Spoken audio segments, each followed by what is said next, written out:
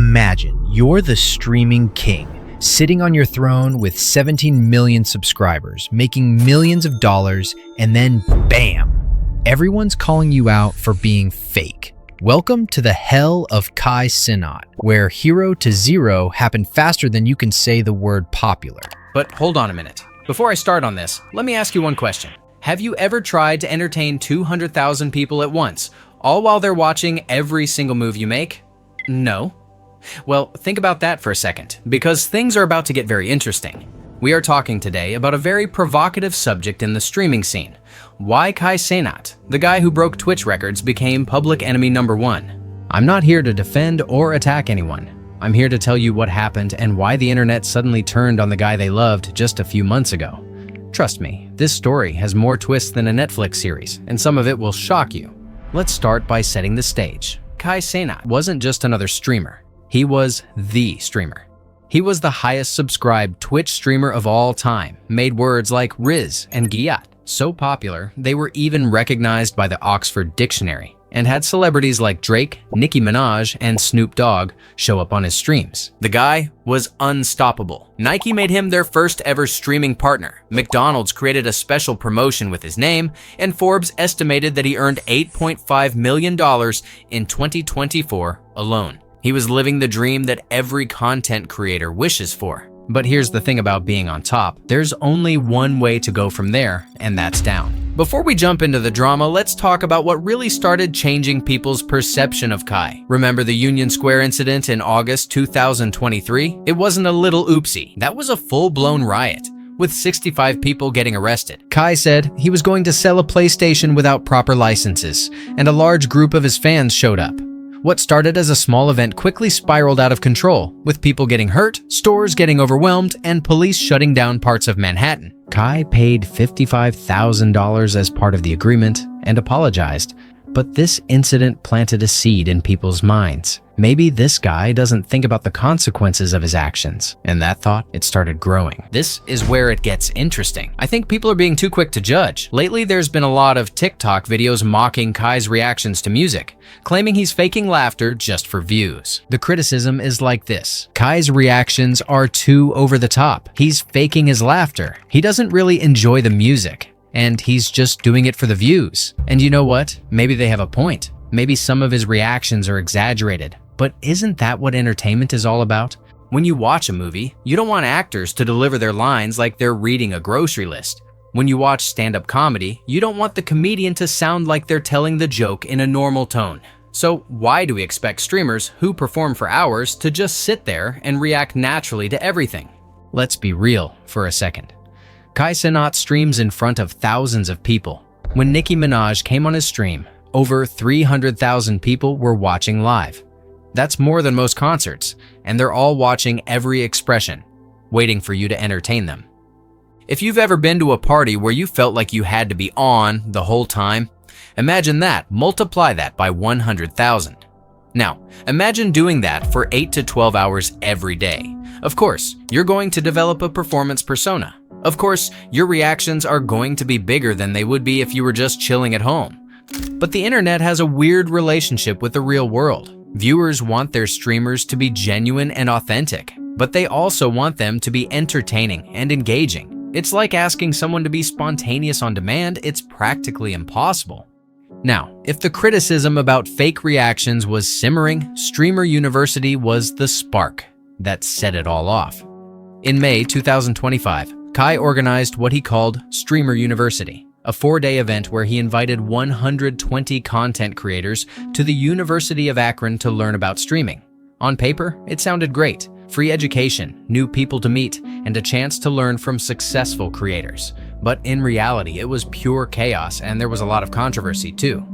First, critics claimed that Kai was unfair in selecting students. Instead of choosing unknown creators who really needed help, he picked people he already knew. His streaming sons like Rakai and Young Dabo. People argued that it was more about publicity than actually helping new creators.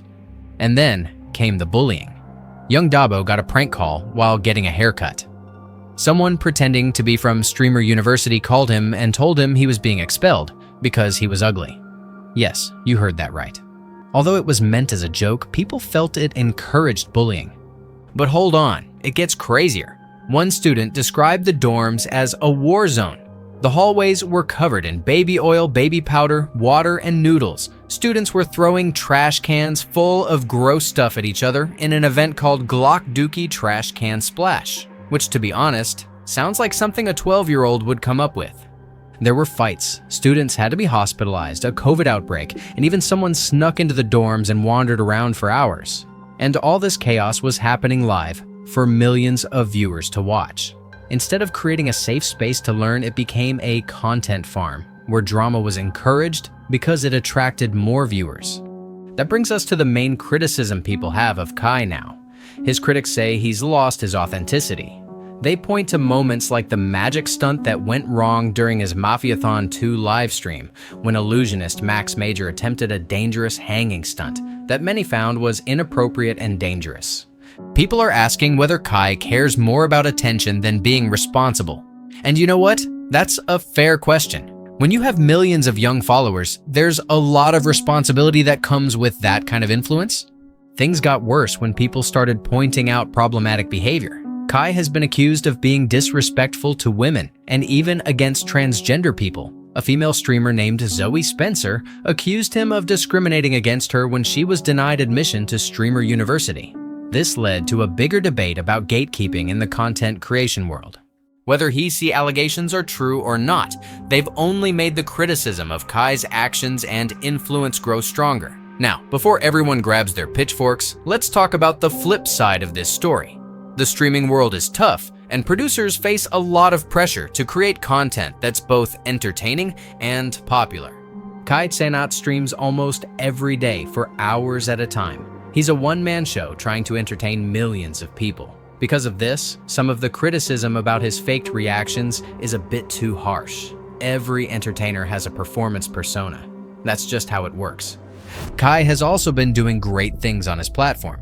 During Mafiathon 2, he donated money to help build a school in Nigeria. He supported other creators and tried to give back to his community. What's happening with Kai is part of a bigger conversation about internet culture and the high expectations we place on content creators. We want them to be authentic and funny, relatable and inspiring, humble and confident. The reality is that when someone becomes as famous as Kai, they stop being just a person and start being a brand. Brands are created for a reason. They don't just exist. They're designed to make people want to follow them.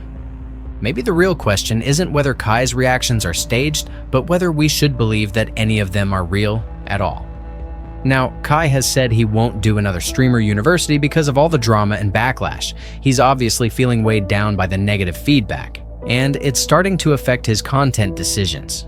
The hate seems to be coming from everywhere. Some people think he's dishonest, some think he's irresponsible, some say he's a troublemaker, and honestly, there are probably some who are just tired of seeing him everywhere. So why did everyone suddenly turn against Kai Cenat? It's a mix of things: the pressure to keep up his fun persona, bad choices like Streamer University, accusations of bad behavior, and the way the internet loves to build people up only to tear them down. Is all this hate justified? That's for you to decide. But here's my take. Being a content creator like Kai is stressful in ways most of us can't even imagine. That doesn't excuse bad behavior, but it can help explain some of the decisions that led to this backlash. The real question is, what's next for him? Will Kai take this criticism seriously and change his ways, or will he keep doing what he's been doing for the past few months? And will the internet let him learn and grow, or has everyone already made up their mind about him? What do you think?